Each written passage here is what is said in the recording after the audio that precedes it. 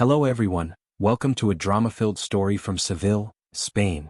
Today we're diving into the world of Javier, a devoted father who learned a bitter lesson. Liars don't deserve forgiveness.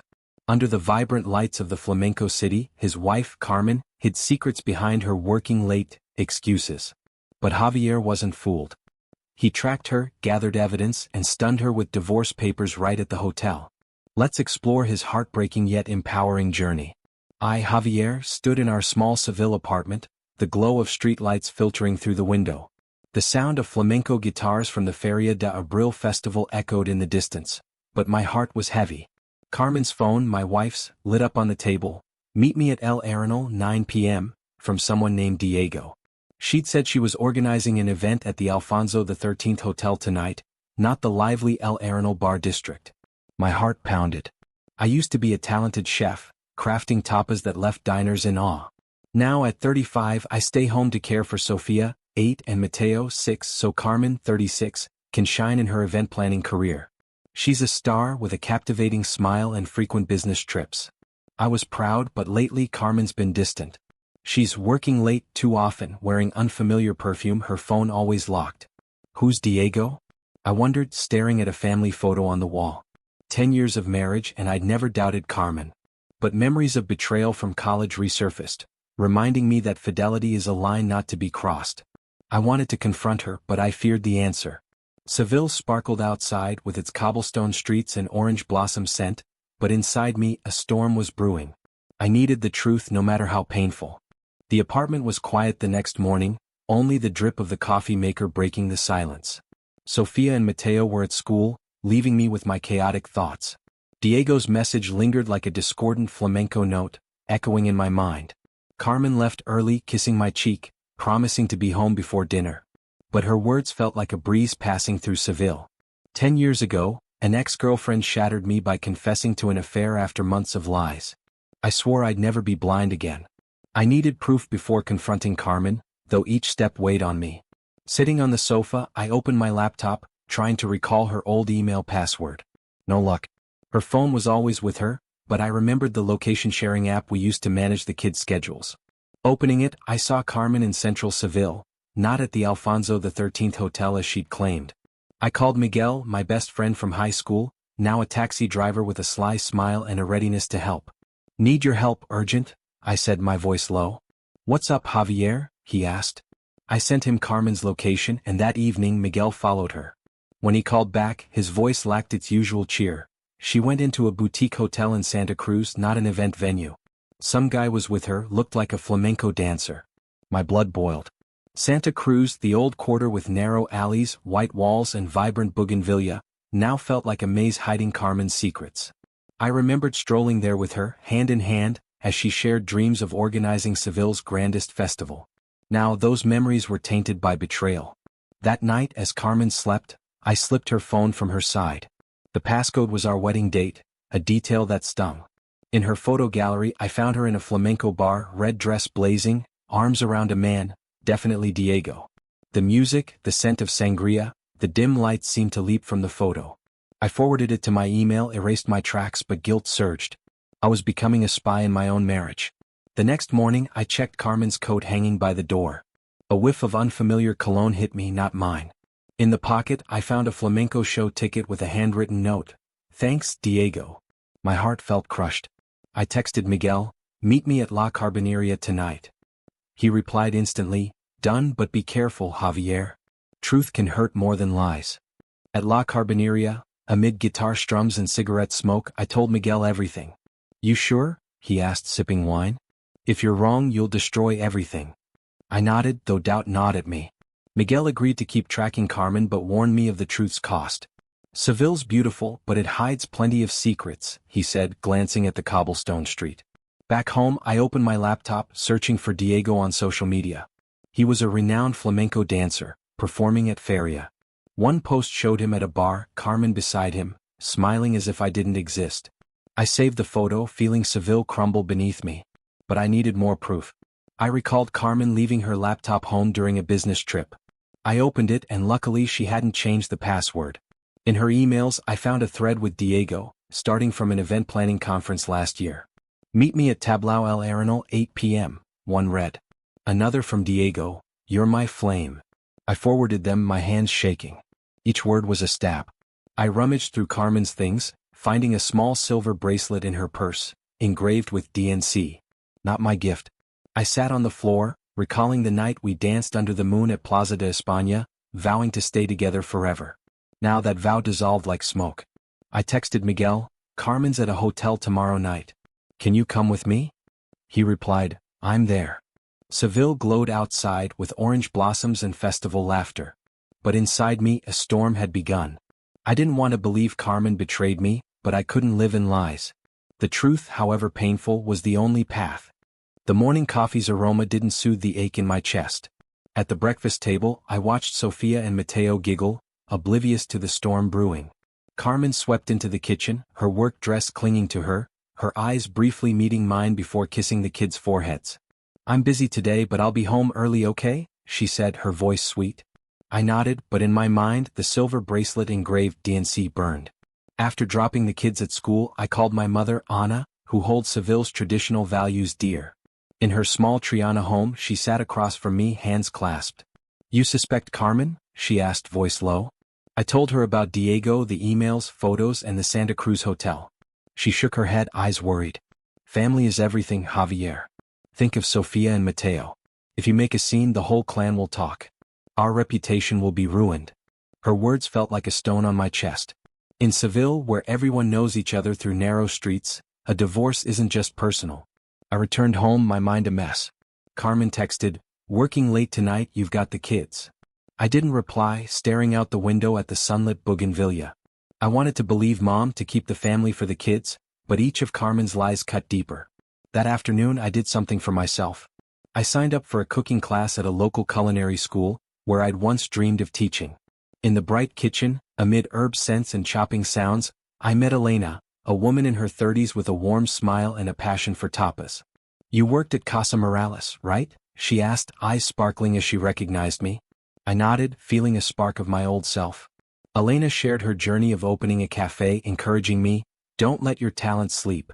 Seville needs your food. Her words were a breeze through my soul, but I couldn't shake Carmen and Diego's images. That night when Carmen came home, I couldn't hold back. You want me to stay home forever, don't you?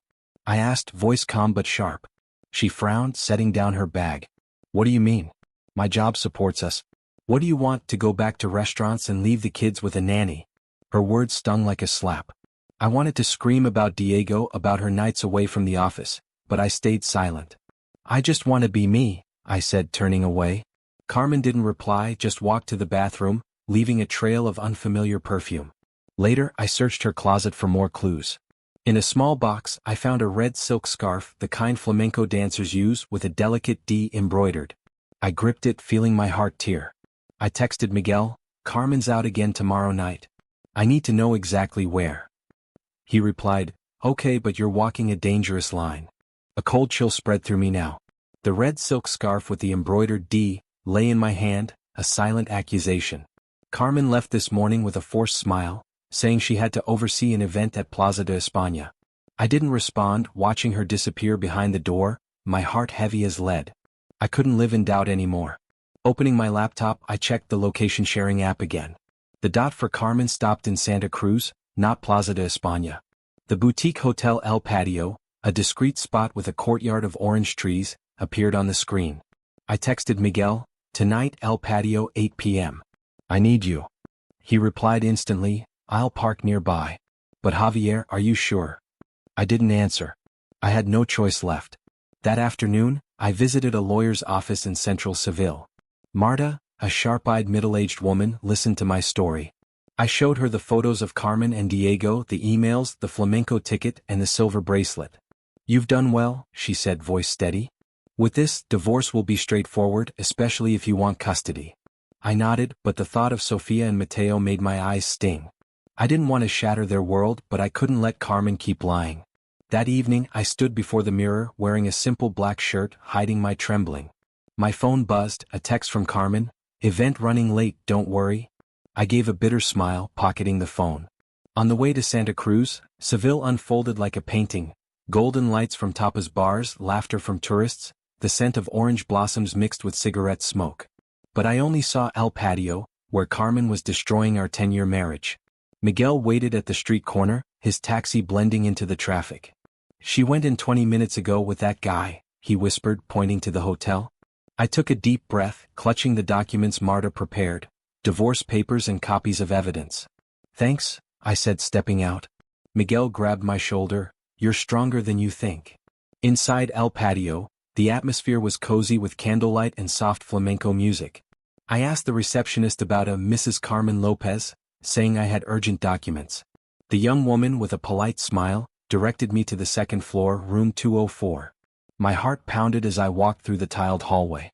At the door, I heard Carmen's laugh mixed with a man's low voice. I knocked, hand clenched. "Carmen," I called, voice eerily calm. The door opened and Diego appeared, shirt unbuttoned, eyes surprised. "Who are you?" he asked. I didn't answer, pushing past into the room. Carmen stood there, black dress hugging her, hair loose, wineglass in hand. Her face paled when she saw me. "Javier," she stammered, dropping the glass to the floor. I pulled out my phone, starting a recording. "You said you were at an event in Plaza de España, but you're here with him," I said, voice sharp as a blade. "I have emails, photos, everything. 10 years, Carmen. How could you?" She tried to step forward, but I raised a hand to stop her. Diego stayed silent, eyes darting. I placed the documents on the table. "Divorce papers. Read them. I don't want explanations." Carmen trembled, opening her mouth but saying nothing. I turned and left, leaving her with undeniable truth. Outside, I breathed Seville's night air, feeling unburdened yet torn apart inside. The air in room 204 of El Patio Hotel hung heavy and thick. Time seemed to freeze, only the flickering candlelight on the table casting shifting shadows on Carmen's face, a mix of light and dark. Her eyes were wide, panicked, but deep within them was a pain she couldn't hide, as if she stood at the edge of her own abyss. Diego stood motionless near the door, his rumpled shirt making him look like a forgotten statue, his gaze avoiding the room, the truth suffocating all three of us. And I, Javier, stood in the middle, clutching my recording phone, feeling my heart torn apart, then stitched back with dull needles, each stitch a wound that would never heal. As Carmen set the shattered wine glass on the floor, the sound of glass on tile rang sharp, like a cut through the stifling silence. She stepped forward, her voice trembling, weak as a breeze trying to douse a wildfire. "You've got it wrong, Javier. This was just a meeting to discuss the upcoming flamenco festival." Her words were fragile, like a thread about to snap, too weak to cover the truth we both knew. I laughed, but it was hollow, echoing from a deep chasm within me. A flamenco festival? In a hotel at 8 p.m. with him? I pointed at Diego, my voice sharp but laced with uncontainable pain. "Do you think I'm that stupid after 10 years? Each word was a dagger, not just piercing Carmen but slicing into me, dredging up memories of our once happy days, now mere illusions. Carmen reached for my shoulder, but I stepped back, feeling burned by her touch. The hands that once held me through long nights, that caressed Sofia and Mateo, now felt foreign, traitorous. "You have everything, Carmen," I said, voice low but razor-sharp, honed by pain. "Photos of you hugging him at a bar. Emails about your meetups. The bracelet with both your initials. What else is there to say?" Each piece of evidence I listed was a hammer blow, shattering what little trust remained. Inside, images of our small kitchen, where we cooked and laughed, and the sound of Sofia and Mateo's steady breathing in sleep, turned to ash, burned in the fire of her deceit. Carmen sank to her knees, hair falling over half her face, as if hiding her pain or shame. "You don't understand," she whispered, voice breaking like falling glass. "My job drained me. Diego, he made me feel alive again, like the Carmen before I was a mother, a wife." Her words were a poisoned arrow through my chest, both painful and cruel. I wanted to scream that I'd sacrificed too, given up my chef dreams to be the father, the husband she needed. But I only shook my head, throat bitter. "You chose the easy way, Carmen. Lies." My voice wasn't mine anymore, but that of a wounded man hiding pain behind coldness. Diego finally spoke, his voice low but hesitant, like someone caught in a storm not his own. "I didn't know she was married," he said, raising his hands in surrender. But his words meant nothing to me.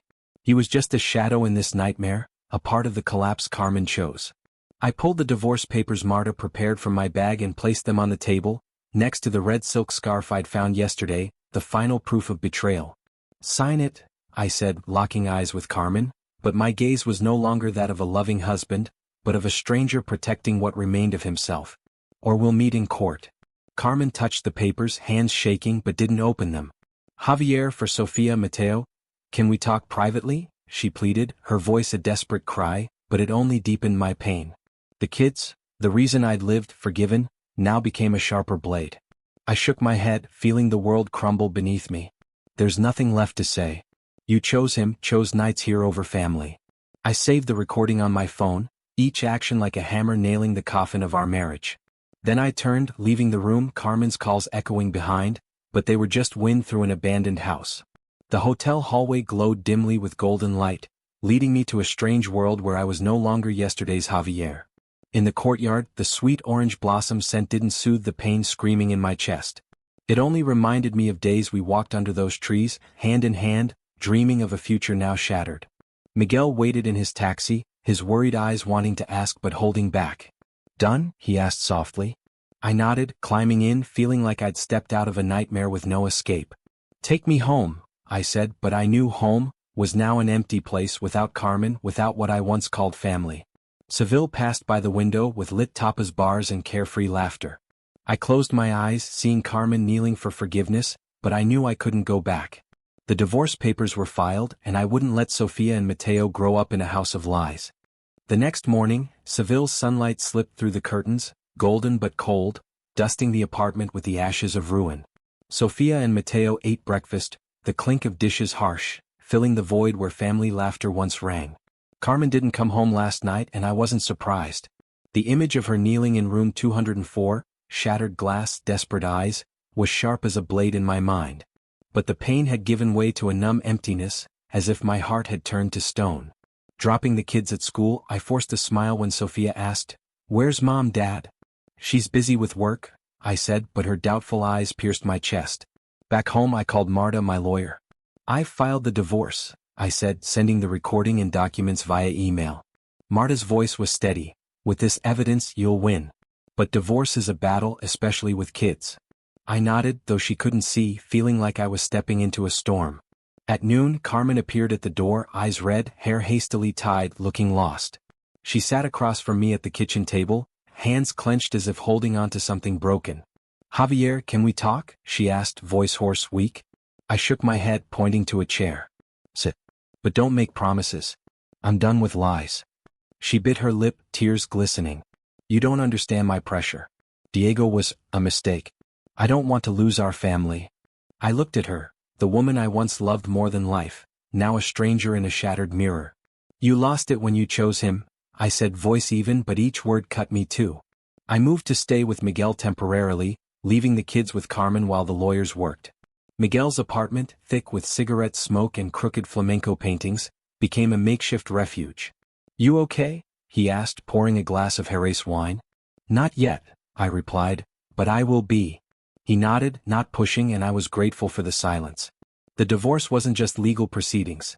It was a brutal battlefield where every memory, every promise between Carmen and me was dragged out, dissected, and crushed under the weight of truth and lies. Carmen, backed by a pricey Madrid lawyer, entered the fight with a confident facade but eyes betraying hurt. She fought for custody of Sofia and Mateo, arguing I, a jobless chef, couldn't provide stability. At the first mediation, her lawyer, a middle-aged woman with a voice sharp as a razor, stared at me and declared, "Mr. Javier has no steady income, no clear career prospects. How can he care for 2 children?" Her words hit like a sledgehammer. I clenched my fists under the table, nails digging into my palms, blood rushing to my head, but I forced myself silent, letting Marta speak. Marta, with calm sharpness like a honed sword, stood, sliding a thick folder to the judge. "Your Honor, Mrs. Lopez has not only been absent during critical family moments but has engaged in behavior unfit for a devoted mother." She listed every piece of evidence: Carmen's nights away, texts and emails with Diego, and a work schedule leaving little time for Sofia and Mateo. "Mrs. Lopez cannot care for the children with her current lifestyle," she stated, voice firm but not boastful. I glanced at Carmen, her head bowed, hands clasped as if trying to keep herself from breaking. Part of me, the part that still loved her despite the hurt, wanted to pull her from that stifling room. But the larger part, the betrayed part, kept me still, eyes cold. The court finally ruled. I got 70% custody of Sofia and Mateo, plus monthly support from Carmen. The house in Seville's outskirts, where we painted walls, planted trees and dreamed of a perfect future, was sold. The profit split evenly, like cutting a dead dream in half, leaving me with an emptiness as if I too was sold with the house. Signing the papers, I felt no victory, only a deep sadness, like I'd lost not just Carmen but a version of myself, the man who believed in eternal love. Sofia, wise beyond her 10 years, began withdrawing. One evening as I washed dishes in the small rented apartment, she walked into the living room, clutching a pillow, eyes red. "I don't want you and Mom to split," she said, voice trembling as if each word was a knife she stabbed into herself. I dropped the dishes, knelt before her, pulling her close. "I'll always be here, sweetheart," I whispered, but my voice broke, knowing it wasn't enough to heal her wound. Sofia buried her face in my shoulder, sobbing, and I could only hold her, feeling her breaths remind me I had to be strong, though my heart bled too. Mateo, only 5, sensed the change. He clung to me constantly, even in sleep, his tiny hand gripping my shirt, as if afraid I'd vanish like his mother. Seeing Mateo sleep, I saw my own anxious eyes reflected in his dreams, hurting me more than any accusation from Carmen. I decided to start over for the kids and myself. I contacted Antonio, an old friend from my chef days, now running a small tapas restaurant in Barrio Santa Cruz. Meeting me, Antonio clapped my shoulder, his smile warm but eyes empathetic. "You've still got talent, Javier. Get back in the kitchen, it's where you belong." I took a trial job, and evenings in the cramped kitchen with herb scents, sizzling squid and oven heat, brought a flicker of light.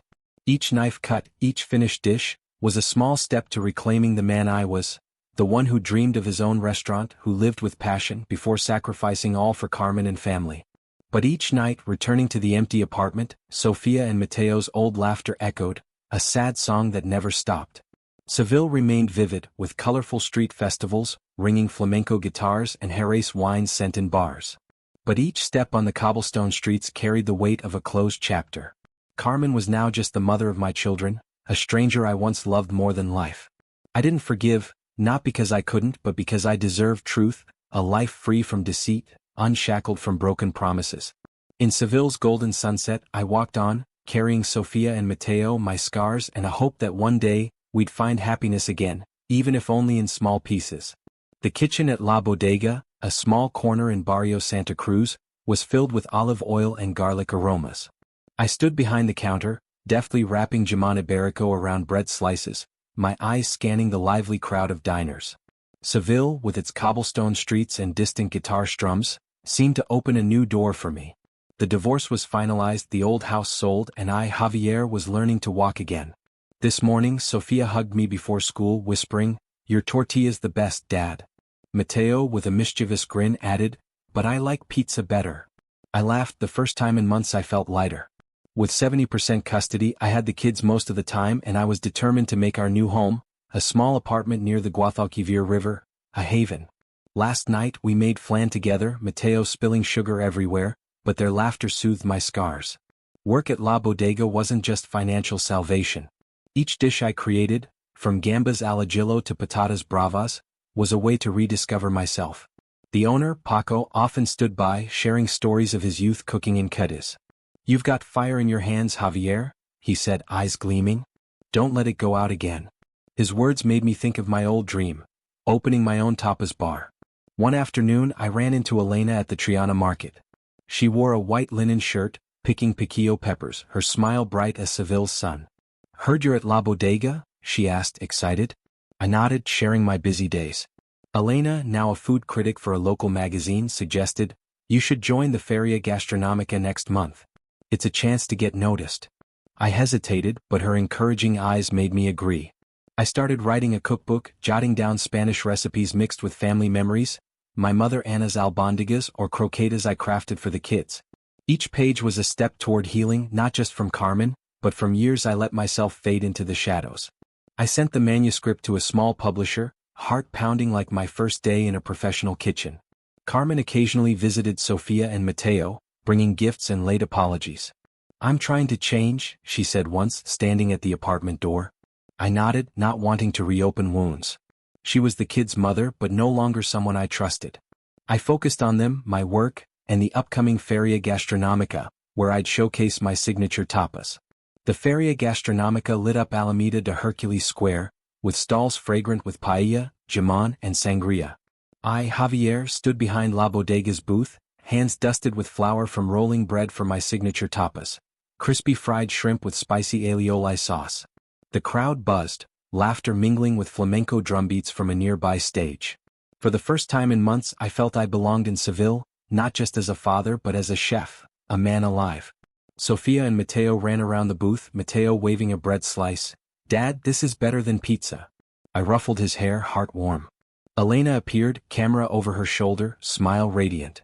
"Your booth's the busiest tonight," she said, jotting notes. She suggested partnering to open a new tapas bar, but I shook my head gently. "Not yet," I said, eyes scanning the crowd. I wasn't ready to open my heart, though Elena's smile held an unspoken promise. Carmen arrived late, standing at the booth's edge in a simple green dress, no longer the glowing event planner. She handed Sofia a box of churros, then looked at me, eyes full of regret.